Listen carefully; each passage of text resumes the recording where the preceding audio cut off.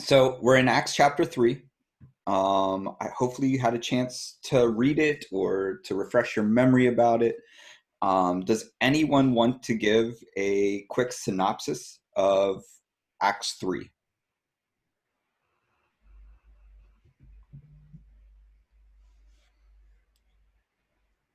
I'm just going to see how much silence we can create today.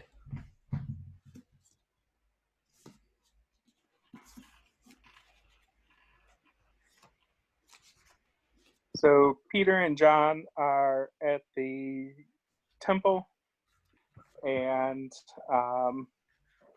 they heal uh, a man in the name of Jesus Christ, and um, that causes an opening for um, conversation. And so Peter gives an address uh, to the people. So this is kind of after the um, address Pentecost. This is kind of the next big, um, chance for them to explain the gospel in terms of the Jewish faith. Excellent. Thank you. Anyone want to add anything to that?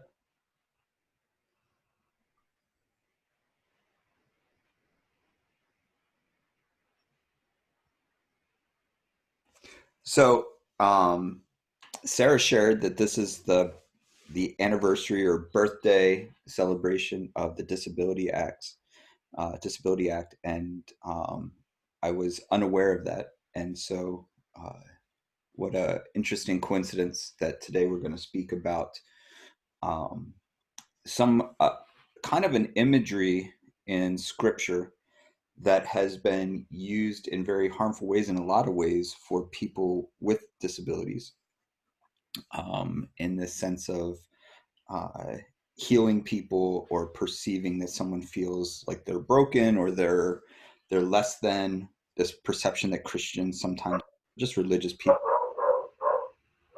it goes just that, to folks who uh, look at someone who is not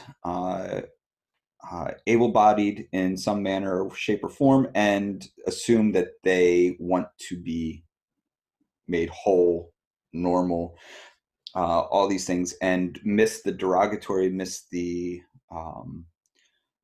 cruelty of those statements, miss the lack of factual uh, understanding.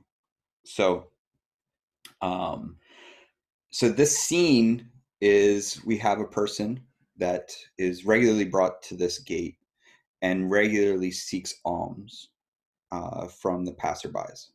It seems to be, according to the text, that this person was there every day. So if this person is taken there every day, what are some questions this leads us to based on the text? What do you think?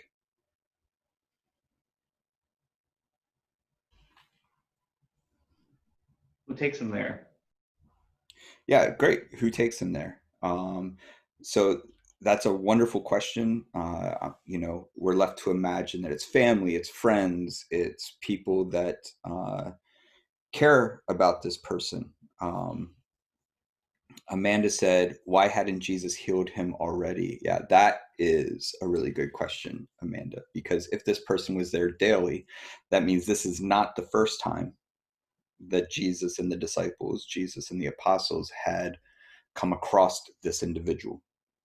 And so uh, this this is an important thing, I think, for us to consider. What else?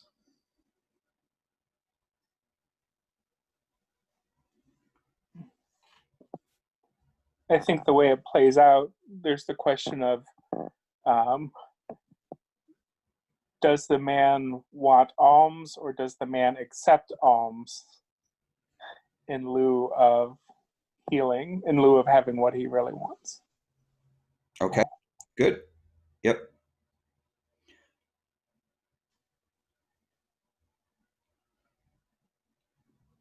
A question that comes to my mind, and I don't know if I have a direct question here, but I guess a thought, is that this individual's there every single day, is he just taken for granted because he is there every day? People walk by him, it's like he's a fixture there, no different than any other fixture. Mm-hmm. So basically just taken for granted. Yeah.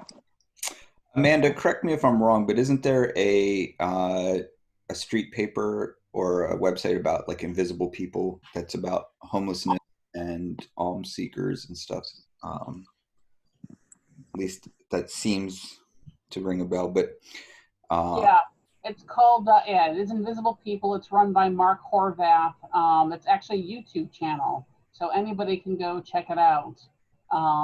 But so if you search for Invisible People on YouTube, come up with a ton of content.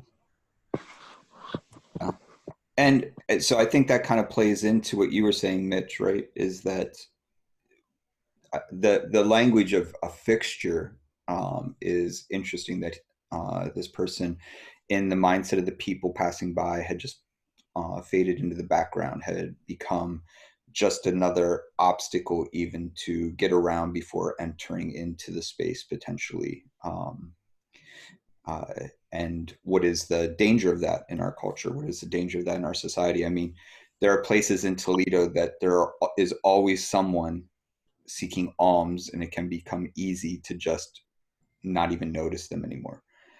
Some of you remember Willard, a dear friend of mine, and some of you use, I don't know what the language is there. Anyhow, um, and I remember Willard coming to the church that several of us were at one point, and someone said, it's nice to see you," and he said, "It was nice to be seen." And that has seared its way into my brain for so long. That response, "It was nice to be seen." So I think all that plays into this as well.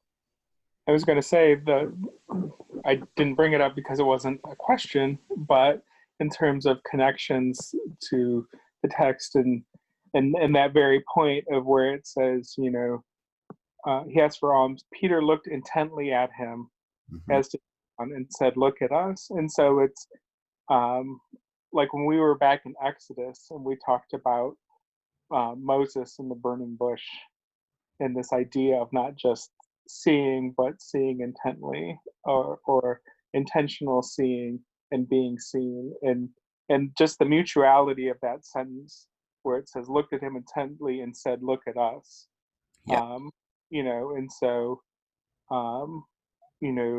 even in English, the words of attention and intent and all of those kind of play off each other to um, to kind of talk about that connection.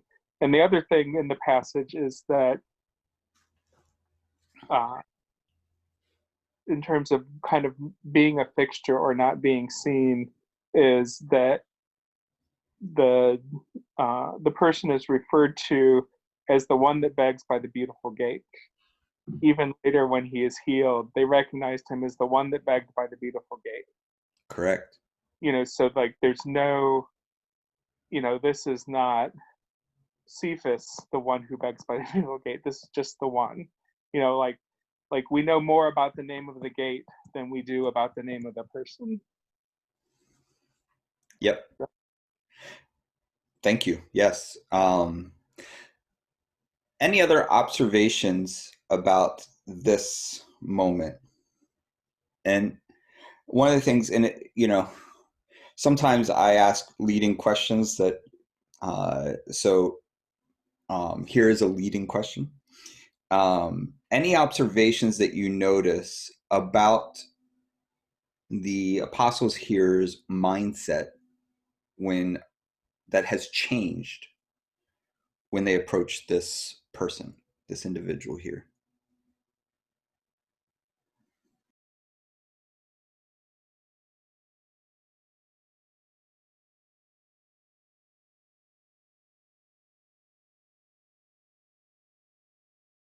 Courtyard of the priest denying Christ, and now he's healing in his name, and going back earlier to Christ, that Jesus Christ saying, you know, go out and cast out demons and heal people, and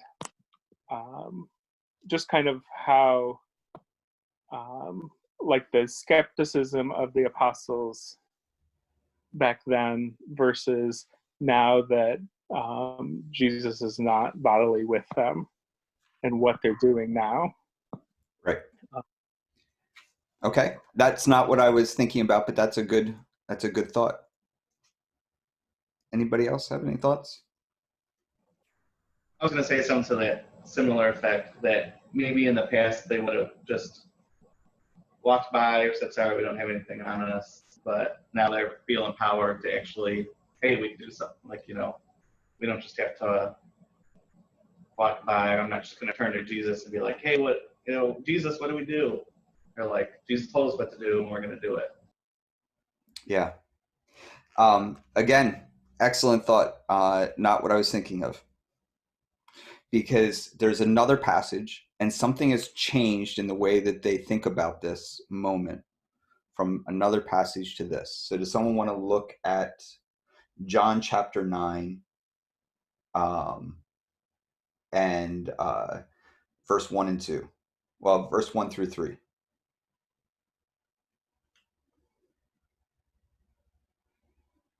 You want me to read it?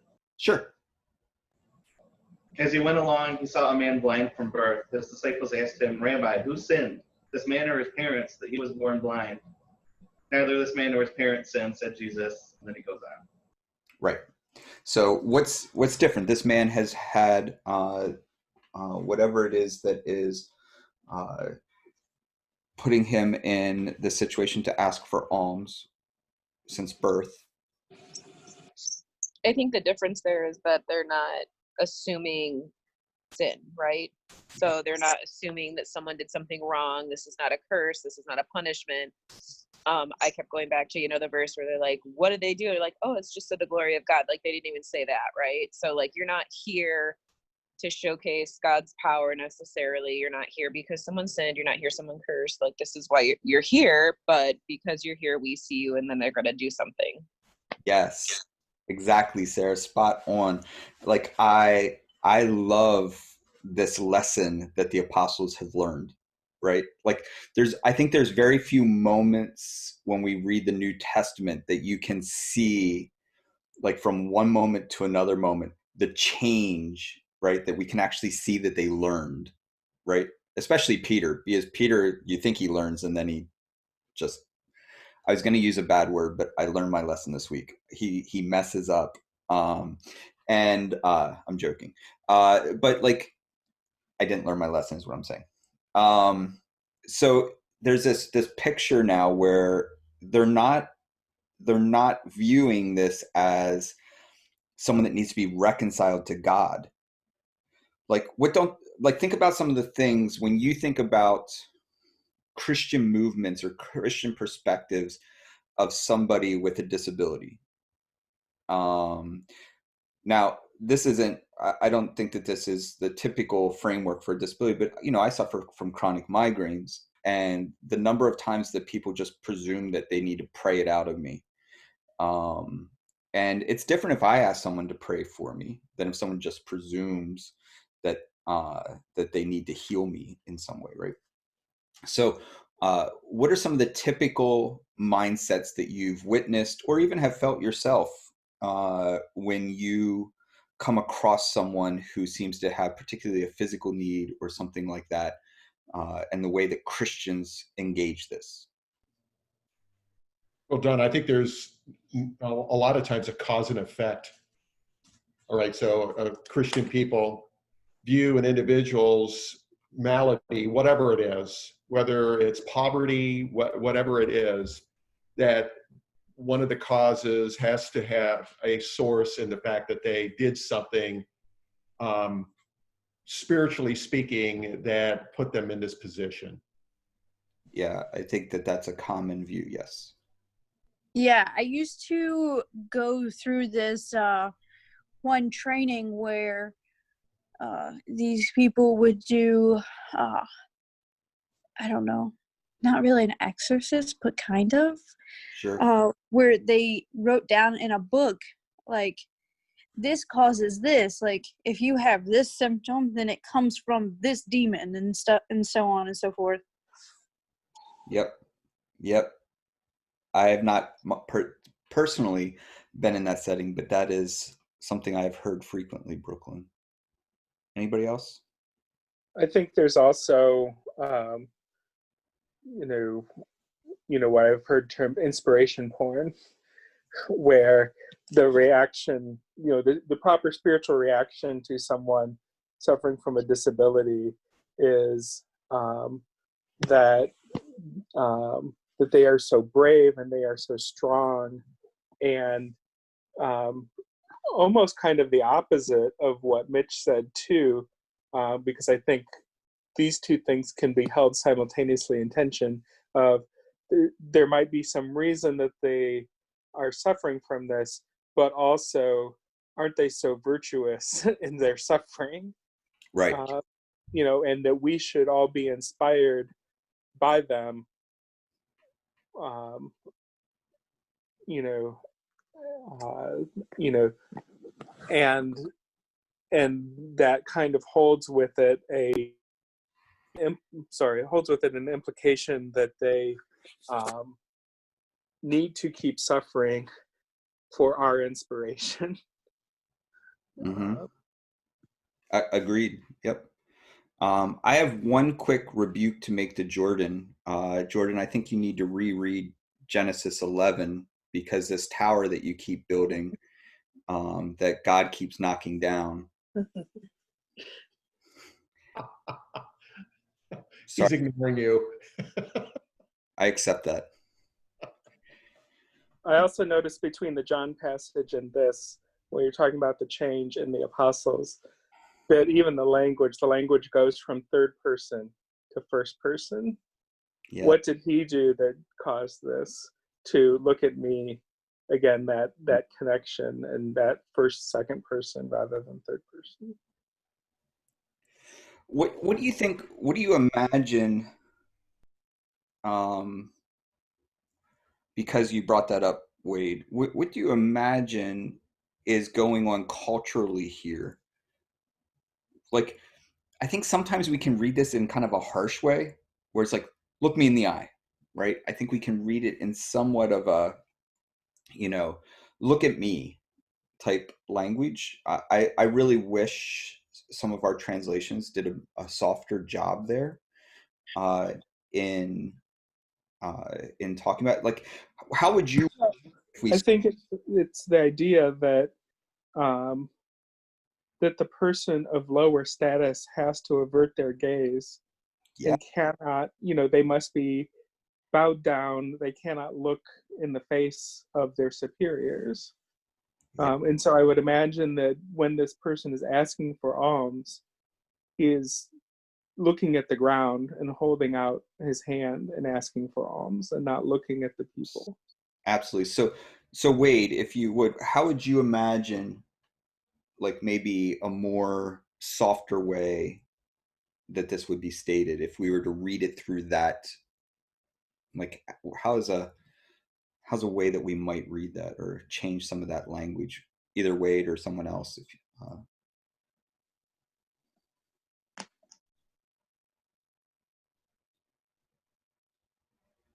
Maybe more so of like, pick your head up. okay, yeah. Anybody else? I think there's a sense of, like, making sure that they understand that they view this person as worthy, as equal, as not less than.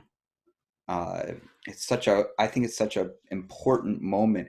And what else do? They say you can look at me.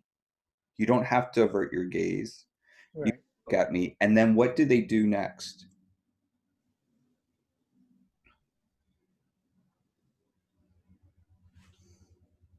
Um, the, well, I think physically what they do next is they take him by the hand, by the right hand, Yes, by and, the right hand.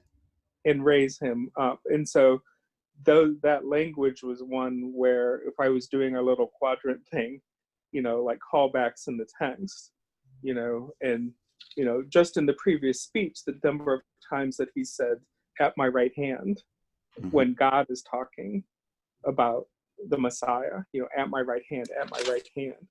And also to be lifted up, in all senses. I think Paul puns on that later on when he talks about Christ being lifted up, Yep. ... on a tree, Yep. to play with the normal meaning of lifted up. Yep. You know. Yeah, the whole, like, I mean, we have all kinds of imagery throughout Scripture of like God's strong right arm, right? That God reaches in and rescues with a strong right arm. That God protects Israel with a strong right arm. That God heals and cares for Israel with a strong right arm. And this idea of, even places say if someone strikes you on the right cheek, turn and give them the left cheek, has implications of hand being, all of that.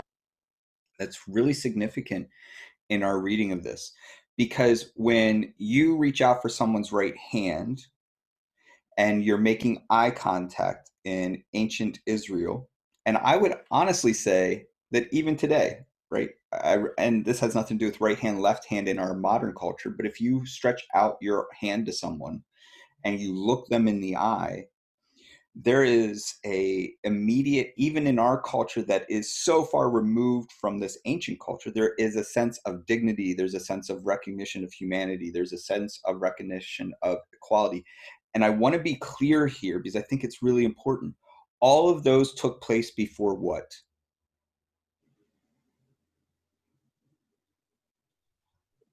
Before the man was healed. Yes.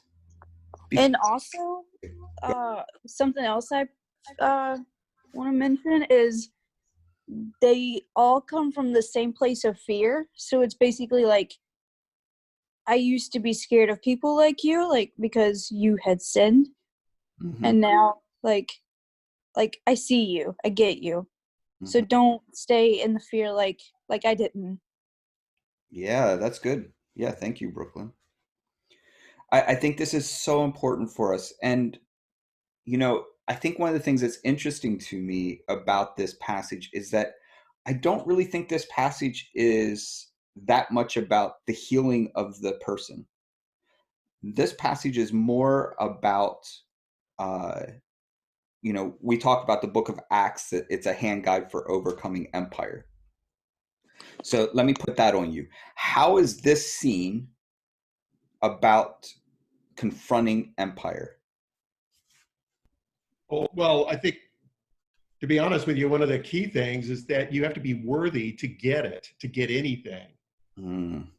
Okay, so there has to be some degree of worthiness for you to get unemployment, for you to get, let's say, even to get your ID. Yes. There's just attachments to everything. Yes. Excellent. Anything else? Because that's spot on, Mitch. Thank you. Yeah, that you are not stuck in this social status, and that really just blow the waters of even social statuses. Like there are people that follow me around and want to stand in my shadow, yet I'm coming to you because we're all the same. Yes. I was also thinking when you're talking about how we could rephrase the look at us, and I think even though we don't necessarily have that culture of, we still have the language look down upon, look up to, but I don't think we have so much the culture of I need to avert my eyes from this. But people with disabilities that keep that use wheelchairs, for example, Hmm. are constantly being forced to literally look up to people and to be looked down upon, to have a conversation with. And so I know in some of the training I've had around uh, around inclusion and disability is to you know you that you don't lift people up by saying look up at me, Mm. put yourself at their level,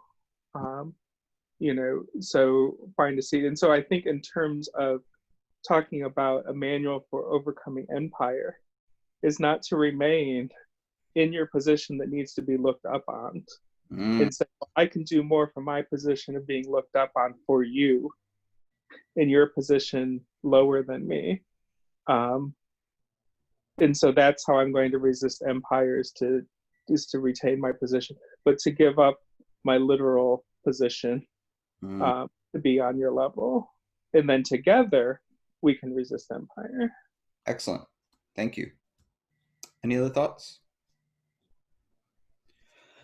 Sarah, I don't know if you're just kind of sitting in the background listening still, or if you're busy. If you're not busy, our community would, I'm speaking on behalf of our community. I think we would covet your thoughts on this, even if it's in disagreement with the things that I've been saying or we've been saying. We would covet your insight.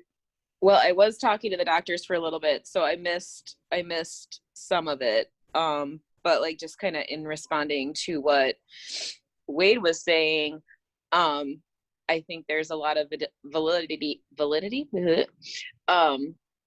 to that. And then I actually was thinking of just like the visual of like people on boxes, right? Like that meme that goes around that's like equality and justice and then all of that. And so it's like people on the same level of a box, people on different levels of a box looking over a fence, and then one with just the fence removed.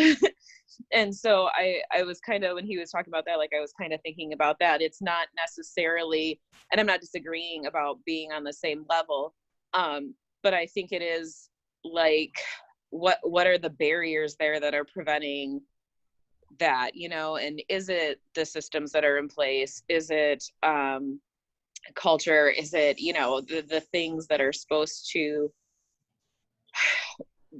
be those like boxes, right? Well, I gave you these extra 4 boxes to stand on or be on so that you could see over the fence, when we need to, instead of like trying to worry about not necessarily lifting people up, but just removing the barriers completely. And like I think about that a lot with like even accessibility, right? Like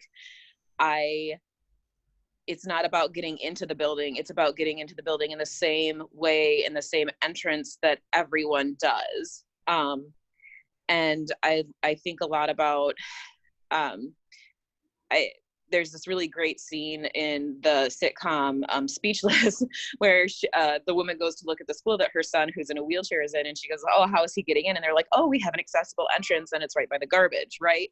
And so it's a really funny scene because she plays this game called Human or Garbage with the person. But I think of stuff like that. So like if we're saying, oh no, but we've made a way for you to get around the building and you have to take all these extra steps, but like how do we just all enter on the same playing field? And maybe I'm not making sense when I say that, so stop me if I'm rambling too much. But I mean, when I look at the text, like I do like the part where it's not like, oh, you did something wrong, so I'm going to heal you. And I think that like that's something that everyone has to really examine, right? Like any person with a disability or with a chronic health issue, like, do you want, what is it you want? Like, do you feel, it's not our job to make people feel less than, and it's their job to have the agency and the autonomy and the ability to get to where they would like to be. So I don't know if any of that made sense. And like I said, I missed some of the previous conversations. So if I'm just babbling, I apologize. No, you're fine. Sarah, one of the things I said that I don't know if not is, actually, I think Brooklyn said it, is that, he is, they reach out with their right hand and make eye contact very culturally and thing before he's healed. And so it's not like after he's healed, then they reach out their right hand. That instead, this notion or this expression of equality, equity, or sameness, maybe is the best way to say it, happens. It precedes it, and that's such an important piece to this story, in my opinion, for overcoming empire. Like, Right. one of the questions I asked was, how does this story teach us something about fighting against empire? Right. And I kind of like, I feel like that goes back to kind of what we were talking about earlier, that like we all don't have to agree, right? We just have to all engage in dialogue, you know? And I think that I do like that point, because like, you know, you don't have to be perfect to be here. You don't have to be perfect for God to love you. You don't have to be any of those things. Like, you are loved, you are valued, you accepted the way you are. And then whatever happens like that, you still are, but not on a greater level, or anything like that. So I'm sorry, because I'm making you work, Sarah. Okay. Um, Never coming back. For any of you that don't know, this is actually Sarah's field of expertise. So we're kind of making her work at the moment. But Sarah, so let me ask you, when I think about one of the powers that empire does to maintain control is to create these groupings of people. Oh, I'm sorry. No, you're good. You're good. It does this. It has this ability to group certain people in a way that makes it acceptable to see them as less than. Yes. Whether it be through, you know, mass incarceration, whether it be the fact that we even needed a disability act, right? The fact that we make entrances for people with in wheelchairs by the garbage, and empire has allowed it and made it permissible, or even in some ways made it necessary, to reduce the equity of certain people.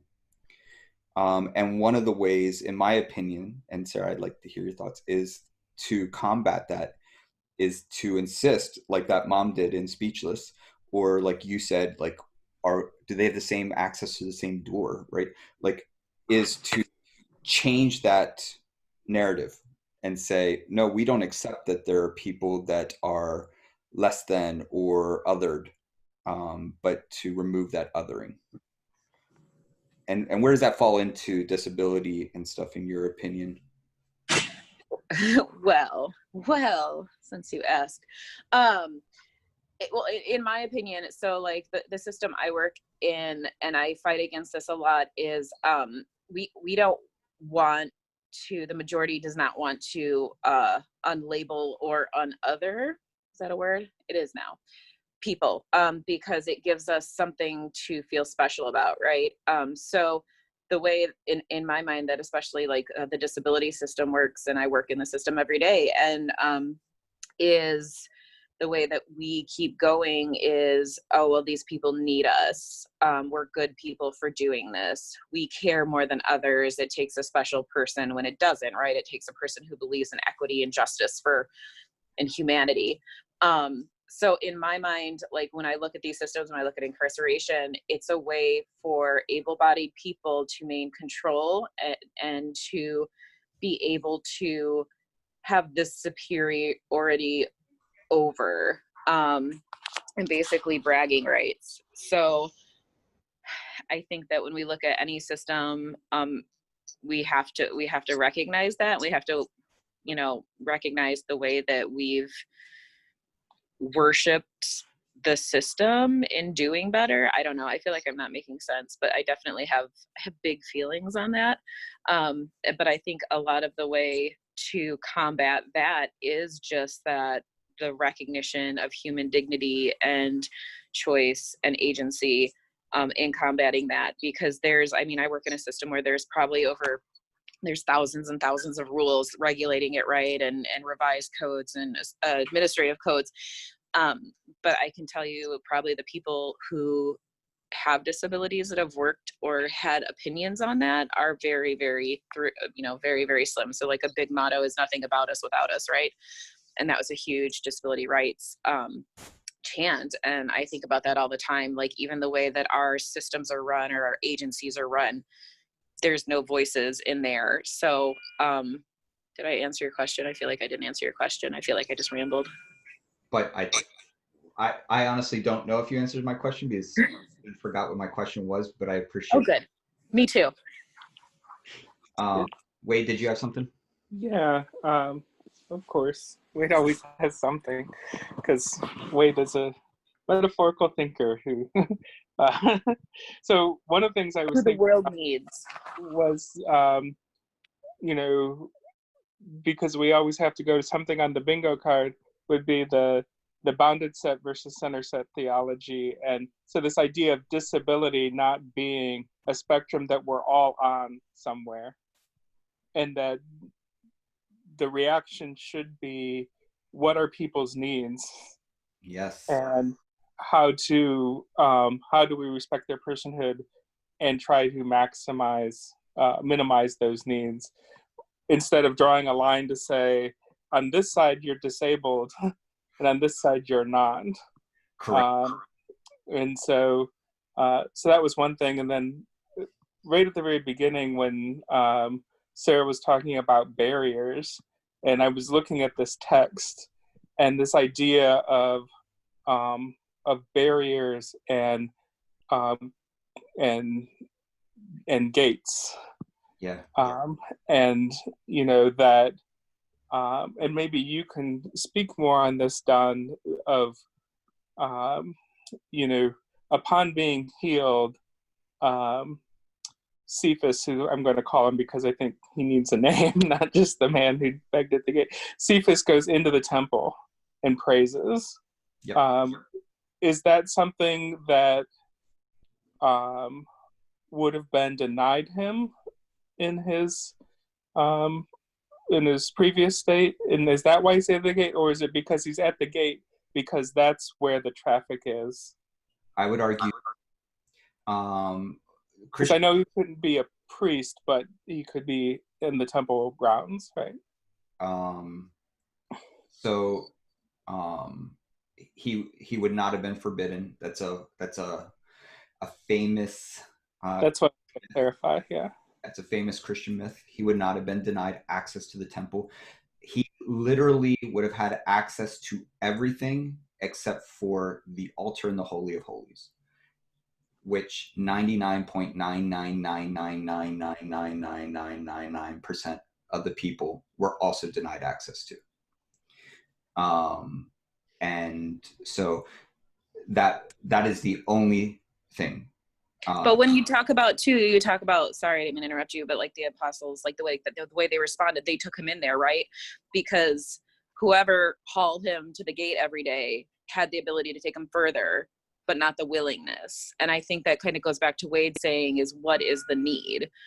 And, does the healing happen? And then he goes, does the healing happen because his desire is to get into the temple, and he wouldn't have been able to get into the temple ever because no one would take him here, but with the supports he needed? Like, I kind of go back to like that, like what,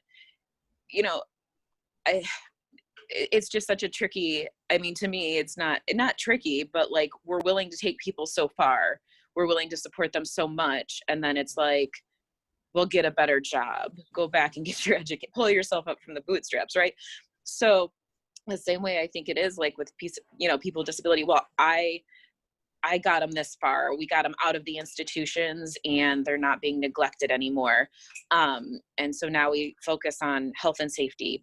That's really great. But do they want to be that protected? Do they, are we focusing on one thing when what they really desire is something else, and we're unwilling to get people there? So I think that kind of like what you're saying about, no, he wasn't denied. You can ask any business. No, I didn't deny them access. I'm following all ADA rules, right? It's the anniversary. Let's talk about that, but you could go further and you're just unwilling to.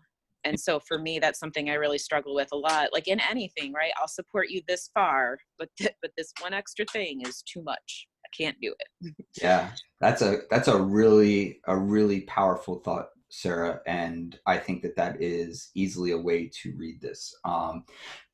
I read it a little bit differently, but that's the beauty with midrashing and looking at a text, is that you can walk away with a bunch of different views, all of them valid and true, and all of them meant to challenge. And that's definitely challenging. And I think we all should take that to heart, because I have been that is one step too much for me. I can't help you that one last step. And also, I kind of take it as like, oh, that person with that disability, you kind of dehumanize them, and then you start making choices for them like they're not a human. Like, oh, well, we need to go to the temple, but that guy with that disability needs this, instead of letting him make his own choice, kind of thing. Yep. Yeah, I used to work for a facility where there was disabled people doing different jobs, and one of the core trainings was, don't act like they can't do this, and don't act like you're not the boss of them. You're there to support them. But if they want to leave because they're done, then by all means they get to leave. They get to do what they want. Yeah, they have you literally are there just to assist, not to be head honcho or make decisions. Yep. Yeah, thank you, Brooklyn. Yeah, one of the things I think with this passage is that is the danger with Christianity and disability, is that we make a passage that is descriptive prescriptive, right? And so the number of times that I can imagine people saying, I don't have any money, but I can pray for you, for your healing, that goes through my mind, and I won't tell you what comes out when I think about it.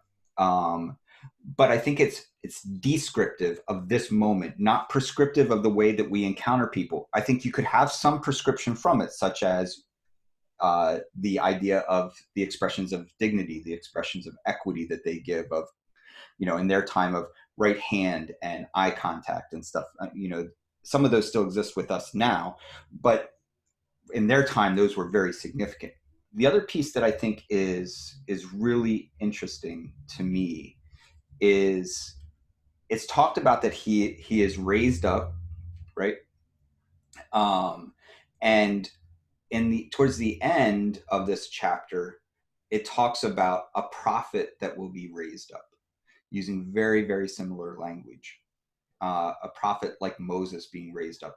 And I love this imagery that this gentleman, who lived in obscurity because people passed him, and as Wade pointed out earlier, didn't know his name, and so lived in this, as Mitch said, in the background, or as a fixture, invisible, like whatever language we've used. And in some way, the language is connecting him at the beginning of this story as a metaphor or an image for a prophet like Moses to be raised up. And if you remember, when we talked about Exodus, we talked about the fact that the rabbis believed Moses had a disability, that when it talks about stuttering or whatever, it wasn't that he was nervous in speaking, but that he probably actually had what would qualify in our world today as a disability, and that he still became the vocal point for God's rescue and salvation. And so I just love that, again, we have in this Exodus narrative, that we have a person that is with a perceived disability, a person with that probably in some way has lacked access and lacked equity and equality in this space, becomes associated with a prophet like Moses who's going to rise up. I think, again, that's super powerful, and a way that we don't often read the text or recognize. And unfortunately, it goes also to some of our arrogance that empire has built into us, right? You often hear people say, you probably wouldn't recognize Jesus if he showed up today. And as much as that's kind of like a favorite type throwaway statement, it probably is true, right? Like, Jesus wouldn't come from a very considered respectable by empire standards place to engage the world. And so his validity would be questioned, his sanity would be questioned. All those things would be questioned because empire has taught us to dismiss such things. And to me, the fact that once again, we have Moses, who the rabbis believe had a disability, who becomes the mouthpiece for God, and the disability they imagined was with the mouth. And God said, "You are worthy."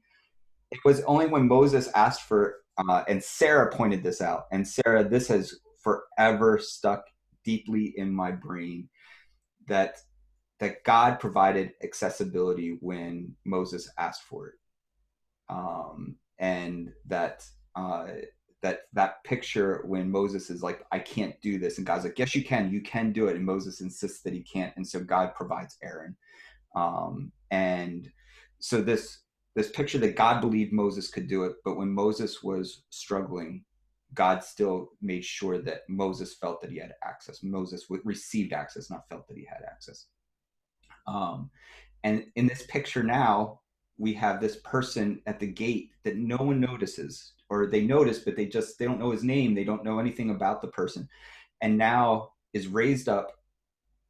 And it says in the end of this chapter, a prophet like Moses will be raised up. And what does he do when he goes into the temple? He prophesies, right? In the sense of, like, he tells the people about God starting this exodus, and that this movement of God right now. I think one of the parts that we can get from this, like if we read it as like a metaphor, Wade, so this should appeal to your metaphorical thinking, is that person hasn't changed. When he stood up, it says his legs and his ankles were straightened. It doesn't say his mind was sharpened. It doesn't say his intellect was increased. It doesn't say his observations of the world were changed. It was just that before, people didn't listen to him. And I think it is a judgment that people didn't hear this guy before he stood and walked amongst them. I have a question. Yes, Brooklyn, go ahead. I wonder how different his life would have been if people wouldn't have called him that guy with a disability, but that prophet. Absolutely. Preach, Brooklyn, right? And I think this is one of the greatest ways. And, I think we can obviously just stay and have the conversation just strictly around disability. But I do think that there's also room for us to read this and say, this goes against everything empire wants, right?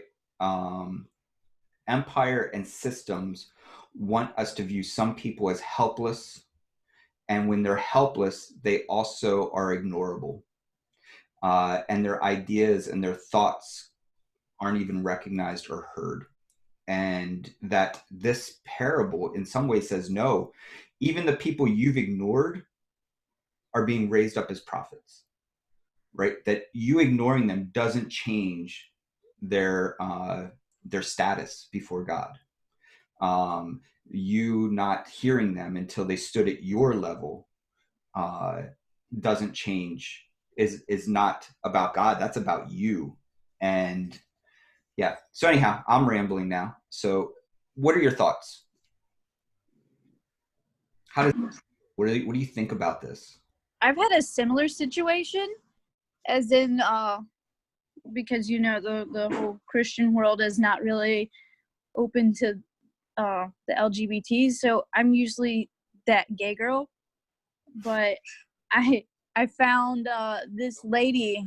Oh my gosh, she's wonderful, and she says, anytime that I describe you to someone, it's that one that loves God. Yeah, I love it. Yep. And honestly, that's important.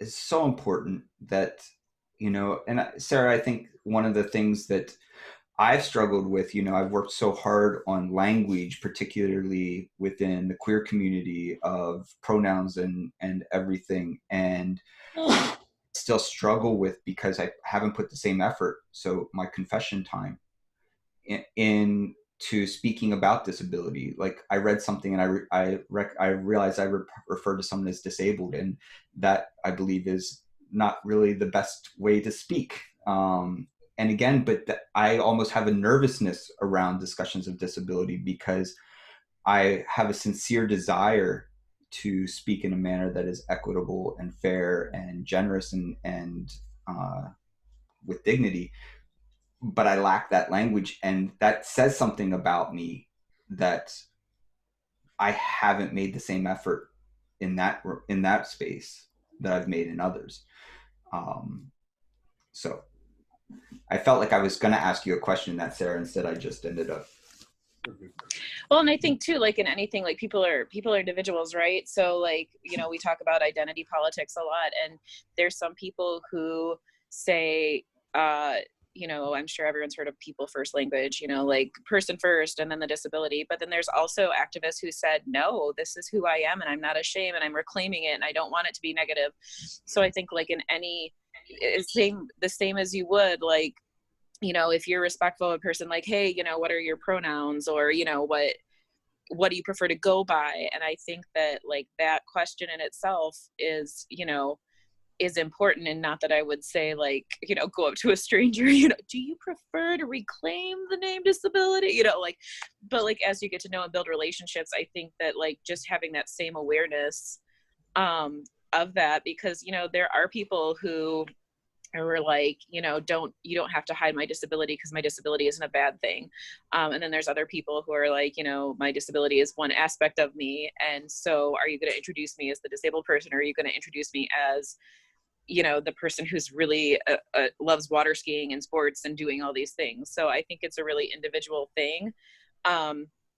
I go back and forth on it with Evie, and, you know, definitely like want her to be able to make that choice of how she wants to be represented. And I usually say I have a 7-year-old who is very sarcastic and very skeptical of everything and is the queen of eye rolling and loves Queen. So, you know, then we can get into the nitty gritty, because for me, a lot of people won't take the time to see that, right? Because what will they see? They'll see a girl in a wheelchair who's probably sucking on her hands, and if she thinks that you're going to get freaked out about it, she's probably drooling extra because she knows it's going to freak you out, because we've already, you know, deemed that she's a little mean. You know, like you'll see a lot of other things first that will stop you from getting to know her. And so like for me, it's taking that extra time and get past your preconceived ideas. And I think that's something that we all have to do in regards to anyone else, right? Like our minds make up stories to fill in the gaps that we don't know. Yeah. So take the time to have your story filled in by the person who's living it and not something you've just made up. So yeah. To me, it's just about taking the time. And that's really where fighting empire, right? And that you have to do this and this, and I don't have the time to do this, I don't have the time to do that. Like, no, take the time. And then that to me is a huge weapon against oppression, is just the timepiece. Or a man I knew who had CP, who he was very hard to understand and people would ignore him. Well, it turns out he was an amazing poet if people just took the extra time to sit down and write down what he was saying and listen. So to me, that's one of the greatest weapons against depression is giving your time and your energy to listen to someone's story instead of filling in the blanks yourself. Yeah. Well, thank you, Sarah. So, Sarah, I'm actually going to ask you one more question for the close of this. Hi. Sorry, I saw a baby and I got distracted. Me too. So it's fine. We both were distracted by baby on the screen. So Sarah, if I can ask you one more question to close this. How do you feel about this? Like when I read this chapter, I view it as a critique of society, even within the religious, that the prophet like Moses sat ignored outside of the gates of the temple his entire life, and you hear him stood up. And I don't read this as a story about healing as much as I read this as a story about judging a culture that isn't, that clearly has seen him, has not offered him any dignity or listened to him, as you said, respect, and that this chapter 3 is actually a critique, not a prescription for how we should engage every person we come across that has a disability of some kind, but instead a critique of, are we looking them in the eye and extending our right hand and talking to them, or are we willing to listen if they ever stand up? How does that feel to read this chapter through that lens? Does that feel? I'll just leave it up to you. It feels unnatural, right? Because for so long it hasn't been presented that way, or you haven't read it that way. Because for so long, I feel like people who are different, we've always used the text to try and manipulate them into the norm, right? And so it feels a little bit like a challenge, but I like it, and I like being able to go through it this way because it does feel more accurate, and especially when you related it back to to Moses, and I don't remember ever saying that, but I was like, oh, I like that. So yay, thanks for reminding me. But I think I think it's a challenge, and I think that like relearning and listening with an open mind and listening to more interpretations than just the one that we've been taught with our whole life is so valuable. So I like it, like I said, but it definitely feels there's that discomfort and uncertainty, which I actually really like, because then I'm going to be really like chewing on it for a few days. But yeah, like I would never have, even like being in this field, like I would never have thought about it that way. I probably would have just gotten annoyed with yet another story about, a person with disability being healed. And I think Katie even brought up the story when she spoke to us. Yep. And saying like how it had been used against her so much. And so that was really hard for her to grapple with. So I might have to send her this recording. And then she can correct me for all the things I misspoke, and I'll tell you all the right thing. Let me address you right now. If you do watch this, I would love any critique, pushback on this, because I think it's so important that we hear your voice. So if you do have a critique or whatever, please let me know. I would love to. Once it's on YouTube, I'll send it to her, because she'll put me in my place if I misspoke, which I need. And I hope she puts me or any of the rest of us in our place. So actually, I'm gonna go, because praise report, we're getting ready to go home. So I love you all, and we'll see you soon. Bye. Bye. All right. Any other thoughts, folks, before we wrap up? David, is that your tiny foot? Sorry. Any other thoughts or questions about this before we wrap up, folks? Okay. Well, then the challenge I have for you this week is I want you to think about and wrestle with, who are those in your life or in the surroundings or the fringes of your life that maybe you have just passed by and not paused long enough, like Wade recognized with like the burning bush, that you didn't sit long enough in that space to recognize the fire of God upon them, whether that be upon the bush or the person itself, themselves. So I just want to encourage you to think about that. Where are the places that you naturally walk past and dismiss, and maybe not even dismiss like cognitively, but it's just so they've disappeared to you. They faded into the background. So where are the spaces that you've allowed that to happen, and wrestle with why? That's more so what I want you to do than anything, because I think at this moment, kind of like we've talked, it's a little awkward to just all of a sudden walk up to someone that you haven't developed some kind of relationship with to make yourself feel better spiritually. But instead, I want you to maybe wrestle with why did they fade into the background of your view? How did they become invisible? And what was it about your own judgments, your own uncomfortableness, that has allowed their voice in some way to go unheard, and their name unknown, and their prophecy unlistened to? So creepy door creak right at that moment is awesome. All right. With that, let me pray over us, and we'll then do some prayer requests. Lord, you are so good, and I confess that on too many occasions I have been the person that is standing inside the temple and didn't hear, didn't listen, didn't recognize, didn't bother to slow down until the person stood, metaphorically, Lord. Forgive me. Lord, help me, help us to become a faith community that works hard to rid the even the notion of margins, that works hard to rid even the notion of fringes of the community, but instead increases the size of the center, increases the size of those in our midst that are our circle of influence. Lord, may we be a people that see everyone, that we might be a people that reach out and touch and care for everyone, that we be a people that listen to and sit and learn from everyone.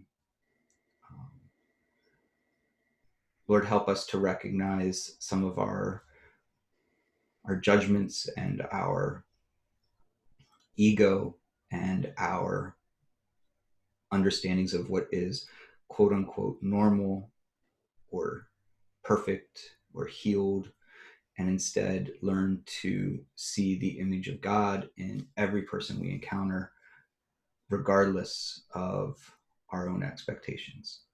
Lord, I love you, I praise you, I give you all the glory.